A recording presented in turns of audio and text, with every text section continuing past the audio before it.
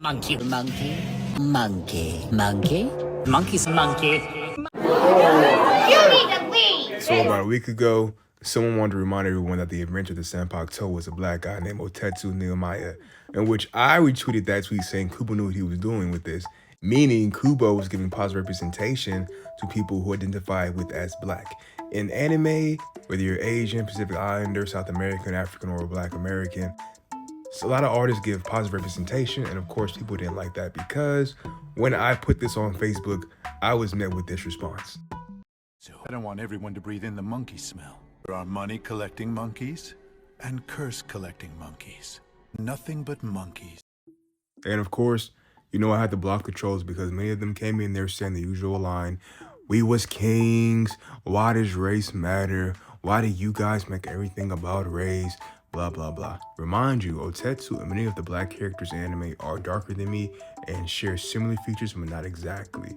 My hair isn't as tightly curled, my skin isn't as dark and beautiful, but I have large respect for darker skinned people. And sometimes people assume that I'm white. How? I do not know. Nothing wrong with being white, but I'm not white, fully anyways. And just looking at Otetsu, you can tell that his fashion design comes from the indigenous people who go by FBA in America.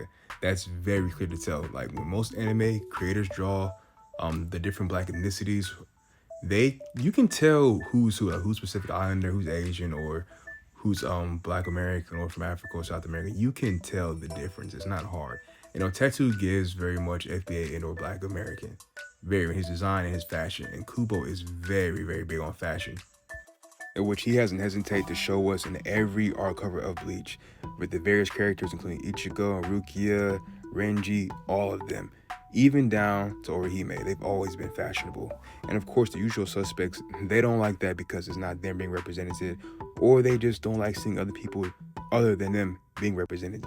I don't understand why they still have this vitriol towards darker skinned people being represented in anime when it's everywhere. Like, you can't escape reality. There are darker skinned people wherever you go. You're not just going to escape them. And they think in anime they can escape with that, but the more time goes on, the more new manga and anime artists come about, they're going to give positive representation to darker skinned people. Now, did Toriyama do that originally? Not really. He didn't do too bad, but he made our features really dramatized, like oversized muscles and big lips. Like, we're all not built like that. And with Mr. Popo, I still wonder what he was thinking with that. They say he was taking a jab at, American minstrels of racism, but it's never really confirmed, so I don't really know too much. Thankfully, though, in modern times, Toyotaro has taken over with his artistic expression and giving positive representation to, quote, black people of brown skin, which is good to see. Like, no super thick lips, none of that. Even though, yes, we do have thick, fuller lips and hair that's usually tightly curled or loosely curled, I'm happy to see Toyotaro got it correctly done. Nothing over the top or too dramatic. Perfectly done with ruler and choke. And I love seeing that. And there's also another artist who does perfectly good representation in an anime/manga called Radiant. His name is Tony Valentin, who happens to be a French artist, which that kind of shocked me because not too often you have mangaku artists from other countries that will paint darker skin a positive representation. But little common knowledge, there are dark skinned people, mostly from Africa, who live in France. So it's not too shocking to see this, but it did throw me off a little bit, I'm not going to lie. But I'm happy to see what he did with Okaho and ADL. And also with Pokemon, they've never been shy to have darker skinned people. With Brock being the first representation for dark-skinned Asians, we have Iris, she could be a dark-skinned Asian or a Black American girl. It's not really known, but we know she's seen as black with that thick hair.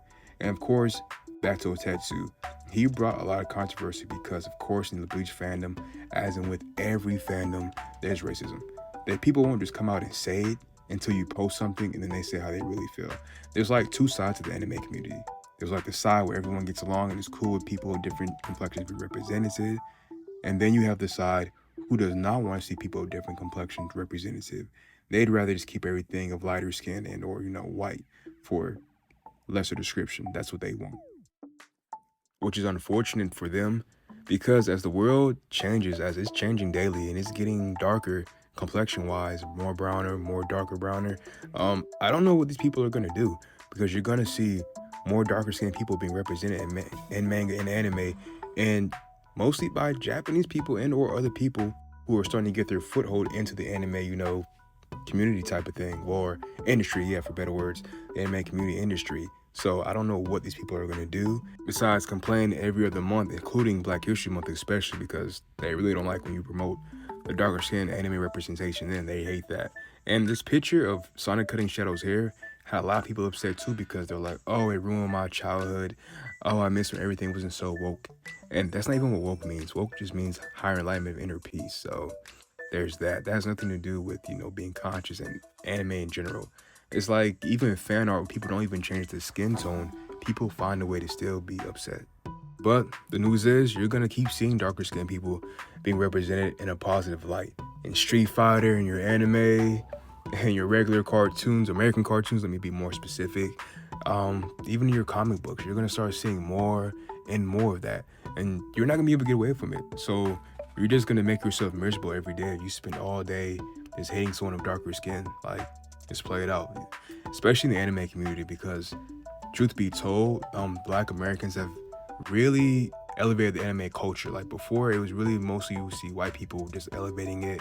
Well, not even elevating it, but in cosplay and everything else. But once the Black Americans really started to get into it more, they really elevated it to where like, it's cool to watch anime. It's cool to just be you, really. It's cool to enjoy your favorite series without being weird.